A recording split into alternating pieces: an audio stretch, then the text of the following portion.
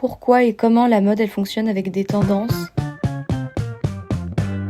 Alors vous n'êtes pas sans savoir que la mode ça fonctionne par cycle, mais c'est un petit peu plus compliqué que ça. Déjà la mode en fait elle évolue selon nos sociétés, c'est une sorte de langage universel, un moyen de communication. Elle nous permet aussi de partager une sorte de sentiment d'appartenance à un groupe, que ce soit de façon consciente ou pas du tout. Et le fait de suivre ou de rejeter une tendance, dans tous les cas c'est se positionner dans la société. Il y a aussi évidemment ce besoin de nouveauté constamment, qui est largement alimenté par nos sociétés capitalistes. Et du coup de ce fait, la mode elle fonctionne par cycle de désir, c'est-à-dire que dès qu'une esthétique devient trop populaire, elle devient has-been et du coup elle perd tout son intérêt, et ainsi de suite. Logiquement, la mode incarne les changements de la société. En fait, les tendances, elles traduisent vraiment les changements culturels, politiques, sociaux de chaque société, de chaque culture. Et tout ça, on le retrouve vraiment partout dans le monde, pas uniquement dans la vision occidentale de la mode, même si le fait qu'on évolue dans des sociétés capitalistes influence évidemment nos tendances. Un exemple hyper concret, par exemple dans les années 20, donc post-Première Guerre mondiale, il y a vraiment eu un mouvement d'indépendantisation des femmes, ce qui a donc énormément influencé le monde de la mode, mais aussi le monde de l'art en général. C'est pour ça que cette période-là, elle est vraiment marquée par la disparition du corset, par l'apparition des silhouettes beaucoup plus droites, des corps libérés dans des tissus beaucoup plus fluides, l'apparition du port du pantalon pour les femmes et sa démocratisation surtout. Et c'est donc à cette époque-là qu'on retrouve à la mode la coupe à la garçonne. Un deuxième exemple qui est hyper parlant, c'est dans les années 70, la guerre au Vietnam, ou alors sur notre continent à nous, avec mai 68, l'actualité politique où il y a eu énormément de grèves, énormément de manifestations à visée sociale, politique. Je propose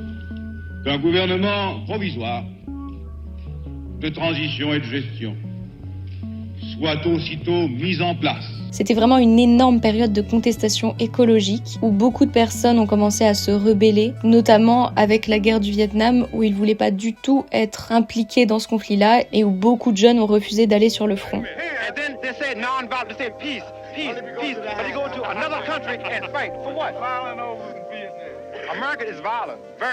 Les tendances qui sont nées de ces mouvements sociaux, politiques très forts sont les mouvements hippies, que ce soit avec les pantalons pas de def, les robes bohèmes hyper fleuries, les vestes en daim à franges. Avant, en fait, les tendances, elles se construisaient vraiment autour de valeurs, de contestations sociales. Mais aujourd'hui, en fait, toutes ces micro-tendances qui régissent un peu notre quotidien, elles reposent sur une image beaucoup plus que sur un message profond avec une vraie contestation derrière. Logiquement, ça rend la mode beaucoup plus fluide, mais en même temps beaucoup plus éphémère. Les tendances aujourd'hui, elles racontent plus vraiment pourquoi on s'habille ainsi, mais plutôt comment on veut être perçu en ligne plus que dans la vraie vie. Ça devient vraiment une quête d'approbation stylistique, esthétique, numérique, plutôt que réellement une quête de contestation sociale. Bon, tout ça c'est bien beau, mais comment les tendances, elles se créent? Comment elles arrivent dans nos quotidiens? En 3 étapes très simples. Ça commence avec les bureaux des styles et les créateurs de mode. Les bureaux des styles, comme Nelly Roddy, WGSN, Promo Style, en fait c'est des agences qui vont étudier tous les canaux artistiques, politiques, musicaux qui ont une certaine influence et qui logiquement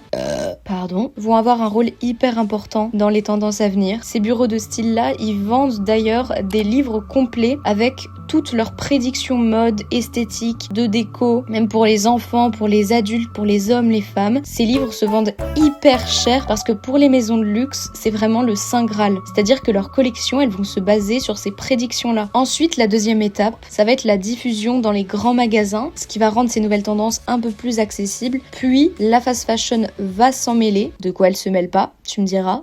Ce qui accélère en fait le processus et le cycle de la vie d'une tendance. Donc en plus des réseaux sociaux qui rendent la mode et les tendances très éphémères, il y a aussi le rôle de la fast fashion qui est indéniable dans ce système. Et en troisième et dernier lieu, il y a la presse, les médias, les influences, où on commence à voir un peu partout ces tendances-là dans les magazines, les médias, les réseaux sociaux. Et aussi un truc hyper intéressant dont on est tous conscients, mais je trouve ça important de mettre un peu les mots dessus, c'est que aujourd'hui, contrairement aux décennies précédentes, la diffusion des tendances elle est horizontale.